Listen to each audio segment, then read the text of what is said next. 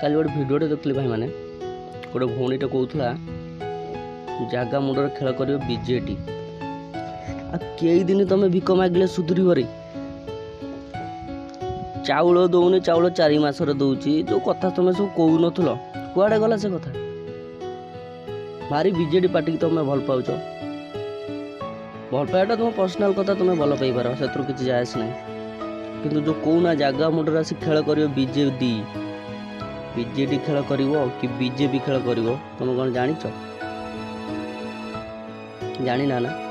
ଜାଣିନା ତା ବିଷୟରେ କୌଣସି ବକ୍ତବ୍ୟ ଦିଅନି, ବୁଝିଲ?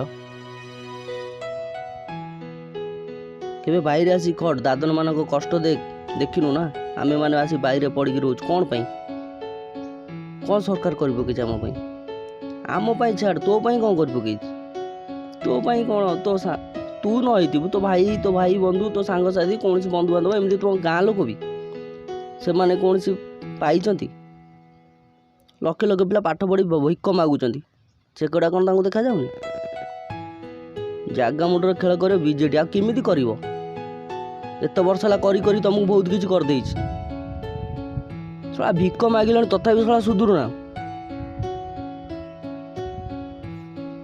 ତୁମେ ଯଦି ଏଇଥିରେ ତମେ ଜିତେଇ ଦେଉଛ ତାକୁ, ଯଦି ତାକୁ ସପୋର୍ଟ କରୁଛ, ଗ୍ୟାରେଣ୍ଟି ଦେଉଛି 5 ବର୍ଷରେ ତମେ ମାନେ ଭିକ ମାଗିବ ରାସ୍ତାରେ। ଛାଡ଼, ଆମେ ତ ବାଇରେ ଖଟୁଛୁ, ଆମ ଲାଇଫ୍ ବାଇରେ ଚଳିଯିବ। ଯେଉଁମାନେ ଘରେ ବସିନା, ସେମାନେ ଭିକ ମାଗିବ।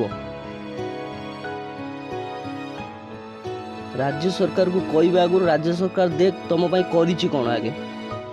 ଯେ କେନ୍ଦ୍ରରେ ବସିଛି ସେ ତ ତମ ପାଇଁ ବହୁତ କିଛି କରୁଛି। ରାଜ୍ୟ ସରକାର କ'ଣ କରିଛି?